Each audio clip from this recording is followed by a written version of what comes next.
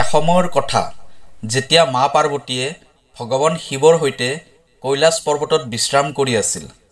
সেই সময়তে দেৱৰ্ষি নাৰদ ভগৱান শিৱৰ ওচৰলৈ আহে আৰু মা পাৰ্বতী আৰু ভগৱান শিৱক প্ৰণাম কৰি ক'বলৈ ধৰিলে, হে প্ৰভু, আপোনাৰ জয় হওক, আপুনিয়ে আদি আৰু অনন্ত।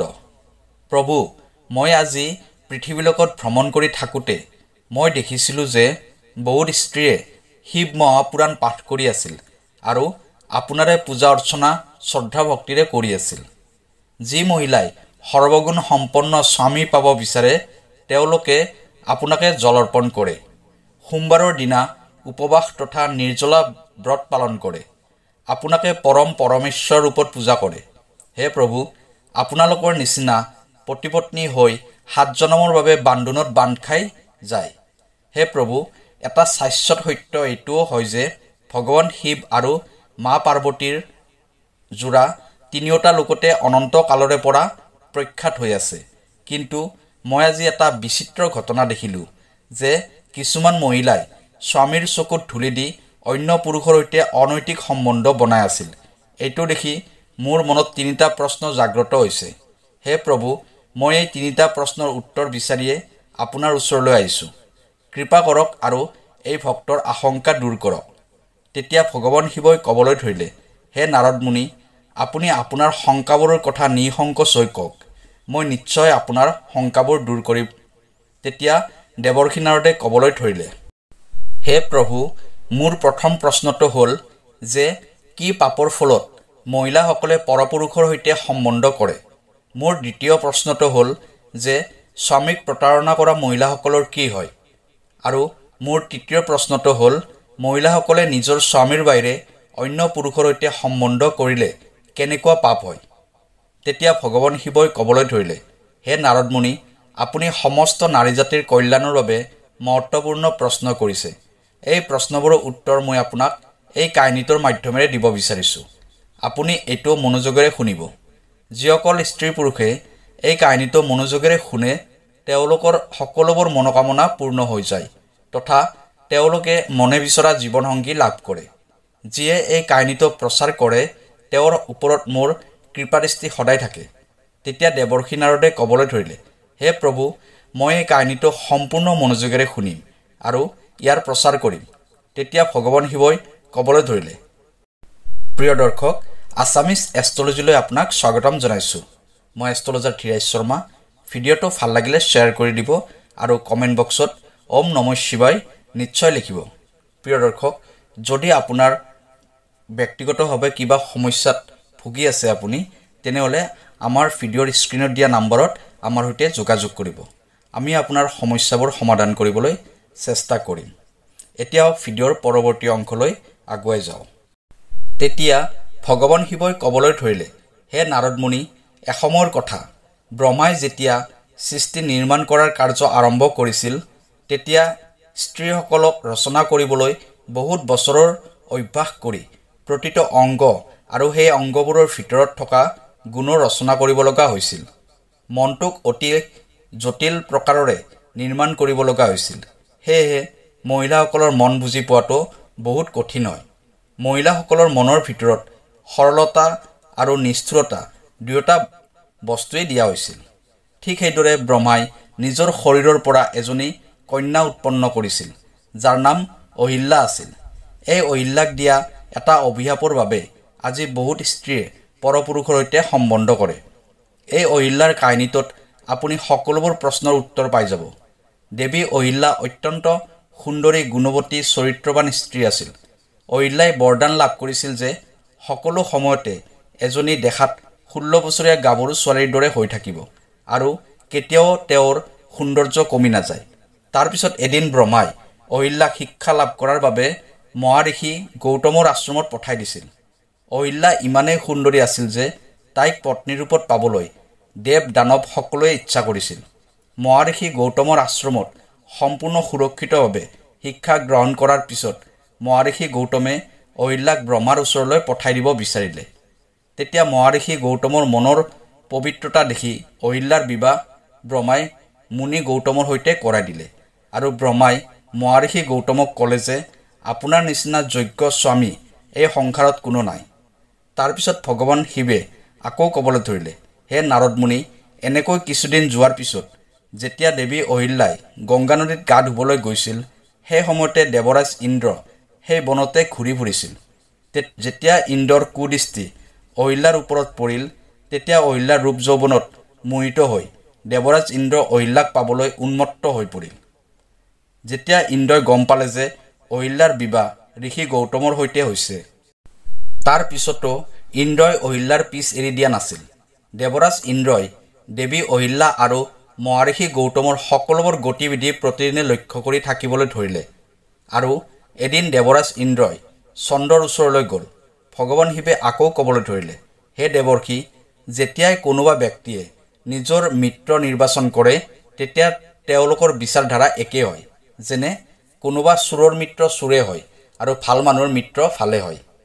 তাৰপিছত এদিন ইন্দ্ৰ আৰু চন্দ্ৰই পৰিকল্পনা কৰিলে যে এদিন ৰাতি দেৱৰাজ ইন্দ্ৰই গৌতম ঋষিৰ ভেশ ধৰি দেৱী অহিল্যাৰ ওচৰলৈ যাব আৰু চন্দ্ৰই এই কাৰ্যটোত ইন্দ্ৰক সহায় কৰিব। হে দেৱৰ্ষি, চন্দ্ৰই তেওঁৰ গুৰুক প্ৰতাৰণা কৰিছিল। চন্দ্ৰৰ গুৰু দেৱগুৰু বৃহস্পতি হয়। এবাৰ চন্দ্ৰই শিক্ষা গ্ৰহণ কৰাৰ বাবে বৃহস্পতিৰ ওচৰলৈ গৈছিল। শিক্ষা গ্ৰহণ কৰিবলৈ গৈ বৃহস্পতিৰ পত্নী তাৰাৰ ৰূপত মোহিত হৈ গৈছিল, তাৰাৰ প্ৰেমত পৰিছিল। তাৰপিছত তাৰা চন্দ্ৰৰ সৈতে গুচি গৈছিল, বৃহস্পতিক এৰি থৈ। ইয়াৰ ফলস্বৰূপে চন্দ্ৰই অভিশাপ পাইছিল গুৰু বৃহস্পতিৰ পৰা। ভগৱান শিৱে আকৌ ক'বলৈ ধৰিলে, হে দেৱৰ্ষি, এদিনাখনৰ কথা, দেৱৰাজ ইন্দ্ৰ আৰু চন্দ্ৰৰ পৰিকল্পনা অনুসৰি ইন্দ্ৰৰ মহাৰিষি গৌতমৰ ৰূপ ধৰিলে আৰু চন্দ্ৰই এটা মুৰ্গীৰ ৰূপ ধৰিলে আৰু মহাৰিষিৰ কুটীৰৰ সন্মুখত গৈ উপস্থিত হ'ল। সেই সময়ত ৰাত্ৰিৰ দ্বিতীয় প্ৰহৰ সমাপ্ত হ'বলৈ ধৰিছিল আৰু তেতিয়াই চন্দ্ৰই অৰ্থাৎ মুৰ্গীটোৱে ডাক দিবলৈ ধৰিলে। মুৰ্গীৰ মাতত গৌতম ঋষিৰ নিদ্ৰা ভাঙি গ'ল আৰু তেওঁ বিচনাৰ পৰা উঠি গংগা নদীত স্নান কৰিবলৈ কুটীৰৰ পৰা ওলাই গ'ল। ঠিক সেই সময়তে গৌতম ঋষি কুটীৰৰ পৰা ওলাই যোৱাৰ লগে লগে দেৱৰাজ ইন্দ্ৰই গৌতম ঋষিৰ বেশ ধৰি কুটীৰৰ ভিতৰত প্ৰৱেশ কৰিলে। তেতিয়াই দেৱী অহিল্যাৰ মনত সন্দেহ হ'ল আৰু তাই ক'বলৈ ধৰিলে, হে স্বামী, আপুনি দেখোন এতিয়াই স্নান কৰিবলৈ গৈছিল, তেনেহ'লে ইমান সোনকালে কিয় ঘূৰি আহিলে? কিবা সমস্যা হৈছে যদি আপুনি মোক কওক। তেতিয়াই ঋষিৰ ৰূপ ধাৰণ কৰা ইন্দ্ৰই ক'লে, হে দেৱী, মোৰ মনত কামবাসনা জাগি উঠিছে, আপুনি এইটো শান্ত কৰক। তাৰপিছত মই স্নান পূজা আদি কাৰ্যবোৰ কৰিবলৈ ওলাই যাম। নিজৰ স্বামীৰ এই ব্যাকুলতা দেখি দেৱী অহিল্যাই লাজকৈ ক'বলৈ ধৰিলে, হে স্বামী, এতিয়াতো প্ৰাতঃ সময় হৈছে, এই সময়ত এইবোৰ কাৰ্য কৰাটো উচিত নহয়। কিন্তু ইন্দ্ৰই অহিল্যাক পতিব্ৰতা ধৰ্মৰ শপত দি শাৰীৰিক সম্বন্ধ কৰিবলৈ বাধ্য কৰালে। ইফালে ঋষি গৌতম স্নান কৰিবলৈ গংগা নদীৰ পাৰত থিয় হৈ দেখিলে যে সেই সময়ত কোনো অন্য ব্যক্তি তাত নাছিল আৰু বহুত সময় হৈ যোৱাৰ পিছতো তাত ঘোৰ অন্ধকাৰ হৈ আছিল। তেতিয়া তেওঁৰ মনত এটা বিপদৰ আভাস হ'ল আৰু তেওঁ অতি সোনকালে তেওঁৰ ঘৰলৈ উভতি আহিলে আৰু ঋষিয়ে দেখিলে যে কোনোবা অন্য ব্যক্তি তেওঁৰ দৰে বেশ ধৰি তেওঁৰ পত্নীৰ সৈতে ভোগবিলাস কৰি আছে। ঋষি গৌতমক হঠাতে দেখি দেৱী অহিল্যা আৰু ইন্দ্ৰ আচৰিত হৈ গ'ল আৰু লাজতে তেওঁলোক দুয়ো নিজৰ নিজৰ বস্ত্ৰবোৰ পৰিধান কৰিলে। তেতিয়াই ঋষি গৌতমৰ পত্নীৰ এনেকুৱা অৱস্থা দেখি তেওঁৰ বহুত খং উঠিল আৰু তেওঁ ক'বলৈ ধৰিলে, হে দুষ্ট নাৰী, আজি তুমি তোমাৰ পতিব্ৰতা ধৰ্মৰ খণ্ডন কৰিছা। আজি এই ক্ষণতে তোমাক মই ত্যাগ কৰিছোঁ। তুমি নিজৰ স্বামী আৰু পৰপুৰুষৰ মাজত একো পাৰ্থক্য দেখা পোৱা নাই। তুমি দেৱী হৈও এনেকুৱা ঘৃণিত আৰু সমাজৰ নিন্দনীয় কাৰ্য কৰিছা। আজি মই তোমাক আৰু সমস্ত নাৰী জাতিক এই অভিশাপ দিছোঁ যে তুমি কেতিয়াও তোমাৰ কামবাসনাক শান্ত কৰিব নোৱাৰিবা। সদায় ভোগবিলাসৰ মায়াত নিজৰ ধৰ্মও পাহৰি যাবা। তাৰপিছত দেৱী অহিল্যাই স্বামীৰ চৰণত পৰি ক্ষমা প্ৰাৰ্থনা কৰিব ধৰিলে। তাৰপিছত গৌতম ঋষিয়ে পত্নীক ক'বলৈ ধৰিলে, হে অহিল্যা, আজি তুমি কেৱল তোমাৰ পতিব্ৰতা ধৰ্মটোৱে ভংগ কৰা নাই, লগতে তুমি তোমাৰ গুৰুকো ভয়ংকৰ অপমান কৰিছা, যাৰ পৰা মুক্তি পোৱাটো অসম্ভৱ।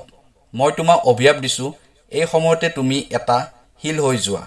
সেই সময়তে ঋষি গৌতমে যেতিয়া চন্দ্ৰ আৰু ইন্দ্ৰৰ ফালে চালে, দুয়ো গৌতম ঋষিৰ খং দেখি নিজৰ নিজৰ আচল ৰূপত আহি গ'ল। মুনিৰ চৰণত পৰি কাকুতি মিনতি কৰিবলৈ ধৰিলে। কিন্তু ঋষি গৌতমে ক্ৰোধিত হৈ দেৱৰাজ ইন্দ্ৰ এইবুলি অভিশাপ দিলে যে যি যোনিৰ লালসাত তুমি এই ঘৃণনীয় কাৰ্য কৰিছা, ইয়াৰ ফলস্বৰূপে তোমাৰ শৰীৰত হাজাৰ হাজাৰ যোনিৰ উৎপন্ন হ'ব। আৰু তেওঁ চন্দ্ৰকো অভিশাপ দিলে। সেই সময়তে ব্ৰহ্মা সহিত অন্য দেৱতাসকল তাত উপস্থিত হ'ল। হৈ যোৱাটো তেওঁলোকে নোহোৱা কৰিব নোৱাৰে, কাৰণ মুনিয়ে অভিশাপ দিছিল। যেতিয়া এই সকলোবোৰ কথা দেৱতাসকলে জানিব পাৰিলে, তেতিয়া তেওঁলোকে ঋষি গৌতমক মিনতি কৰিব ধৰিলে। তেতিয়া ভগৱান শিৱই আকৌ ক'বলৈ ধৰিলে, হে দেৱৰ্ষি, এতিয়া আপুনি বুজি পালেনে কি অভিশাপৰ বাবে স্ত্ৰীসকলে পৰপুৰুষৰ সৈতে সম্পৰ্ক কৰে? যি স্ত্ৰীয়ে পৰপুৰুষৰ সৈতে ভোগবিলাসত লিপ্ত হয়, তেওঁ বহুত বছৰলৈ নৰক যন্ত্ৰণা ভোগ কৰিব লগা হয়। যি স্ত্ৰীয়ে নিজৰ পতিব্ৰতা ধৰ্ম পালন কৰে, তেওঁলোকৰ ওপৰত মোৰ আশীৰ্বাদ সদায় থাকে। যদি কোনোবা স্ত্ৰীয়ে অজানিতে এনেকুৱা পাপ কৰে, তেতিয়া তেওঁ ঘোৰ নৰক যন্ত্ৰণা ভোগ কৰিব লগা হয় আৰু যিকোনো প্ৰকাৰৰ ব্ৰত তপ উপবাসৰ ফল প্ৰাপ্তি কৰিব নোৱাৰে। তেওঁলোকৰ সকলোবোৰ পুণ্যকৰ্ম শূন্য হৈ যায়। হে দেৱৰ্ষি, আপোনাৰ তৃতীয় প্ৰশ্নটো অনুসৰি যি স্ত্ৰীয়ে স্বামীক প্ৰতাৰণা কৰি পৰপুৰুষৰ সৈতে সম্বন্ধ বনায়, তেওঁৰ সকলোবোৰ পুণ্য নষ্ট হৈ যায়।